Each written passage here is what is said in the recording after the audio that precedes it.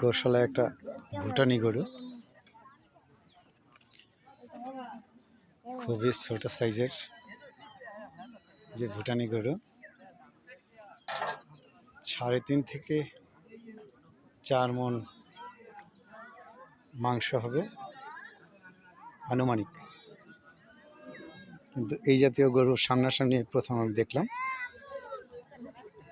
2 foot থেকে 2.5 foot উঁচু, 2 foot উঁচু হবে, 2 ফুট উঁচু। চমৎকার একটা ভুটানি গরু, হয়তো হাদিয়া হিসেবে পেয়েছে। খুবই স্বাস্থ্যবান, ভালো লাগছে। এই জাতীয় গরু এই প্রথম আমি সরাসরি দেখলাম।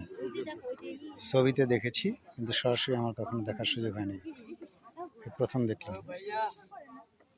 ভালো লাগলো।